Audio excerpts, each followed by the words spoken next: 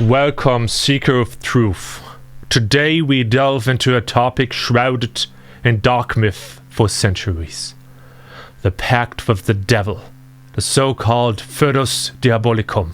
Famous examples from literature and history include Faust and Oliver McClendon, who are said to have sold the soul to the prince of the underworld. But what is the truth behind this myth? Is it truly possible to make a pact with the devil or one of his lesser demons? I will explain to you how such a pact could theoretically be made. But first, a word of warning. Do not attempt this at home. Not only would most people fail, I'll explain why later, but it's never wise to engage with such forces. So consider this video a philosophical exploration and a mystical reflection, not a manual. My name is Oliver McClendon. I'm a musician and author. If you're curious about the realms of magic, demonology, and the hidden, then join me on this channel. Subscribing costs you nothing, but might just open up a new door for you. Since the dawn of humanity, the idea of forming alliances with supernatural powers to fulfill personal desires has held a dark allure.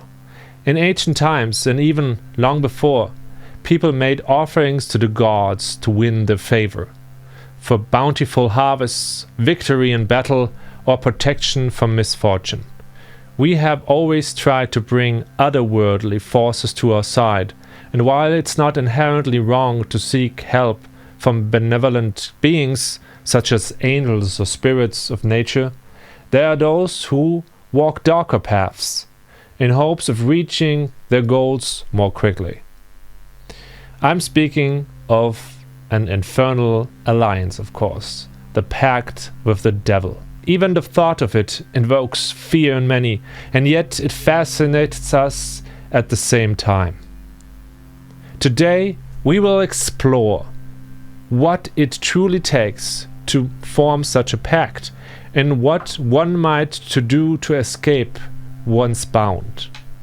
A white magician would never even consider such a pact. For one simple reason, he doesn't need to.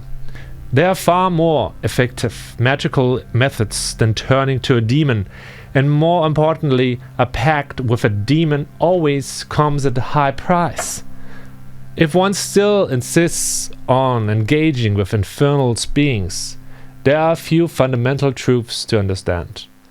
You must be spiritually and magically advanced to even be considered worthy in the eyes of demonic intelligence. A demon, after all, expects something in return, and it must be valuable.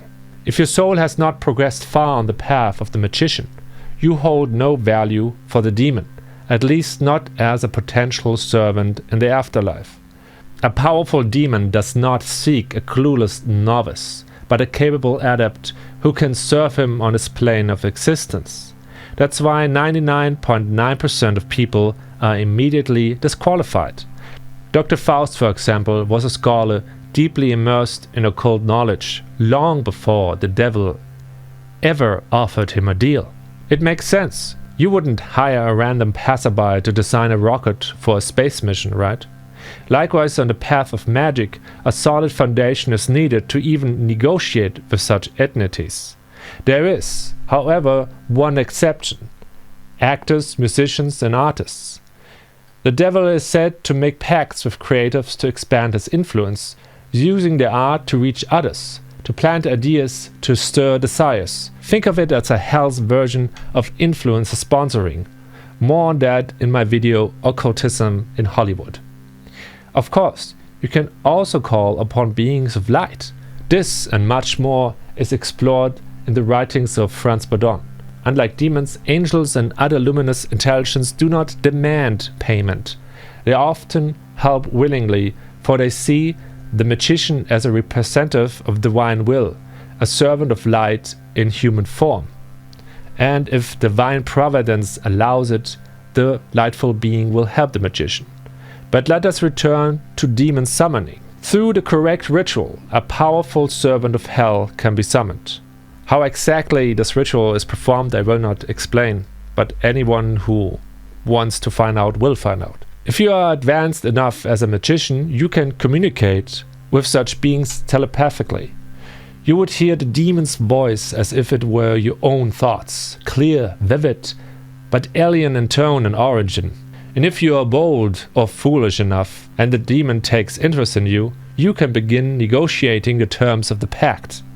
A magician may ask for greater influence in the material world, wealth, power, fame, or secret knowledge unknown to mortal minds. Just think of Dr. Faust. And the price? In most cases, you must serve the demon in the afterlife for a period of time. That could mean centuries, as time flows differently in other realms. More often than not, the demon will try to bind you forever to his plane. The pact is typically signed with your own blood on a magical contract, and once signed, there is no way back. Both sides are bound, a metaphysical agreement that far exceeds human legal systems. While you live, the demon will assist you. You will be under his protection, under the protection of dark forces. You may enjoy a life of wealth, influence, and success, but the moment your heart stops beating, you will be pulled into the demon's world.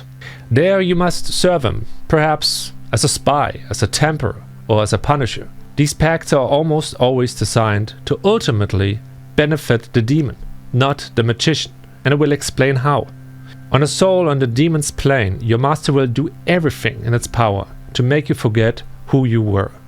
He will cloud your memory, dim your awareness, because only then can he keep you there forever. But should your conscience awaken and you summon inner strength to break free from the pact, then and only then can you liberate yourself under the following condition. You fulfilled your part of the agreement, and you haven't forgotten your true self yet. Then your soul may be released and can reincarnate on earth once more to walk the path of the initiate again. A fresh start, so to say. Most souls who have made such a pact never do it again. They have learned their lessons. But if the demon succeeds in making you forget, if your consciousness collapses, then you may lose your status as a human soul and become a demon yourself. In that case, there is no return. You become a being of hell, bound to the infernal realm for eternity. This is the great danger when you're dealing with demons. Many have regretted the pact while still alive and sought to escape to undo the deal. In theory, it's possible, because we as divine beings carry a spark with us that is greater than any demon. A demon cannot defy true divine authority. In practice, the demon will do everything to destroy you. He will turn your life into a nightmare. He will strip you of everything you love. He will poison your relationships, undermine your joy, break your will, until you are utterly defeated. A tragic example is Oliver McClendon. He was burned at the stake not for making the pact, but for breaking it, and no longer enjoying the protection of darkness. It is bitter irony.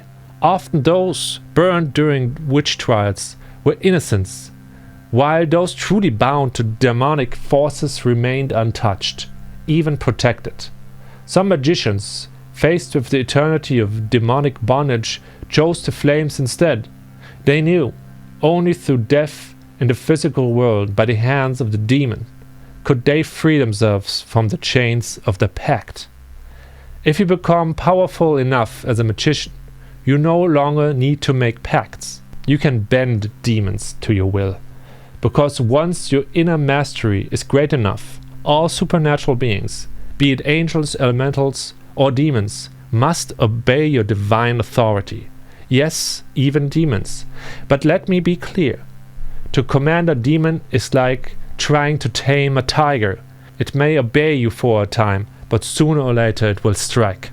A demon you enslave will always seek revenge.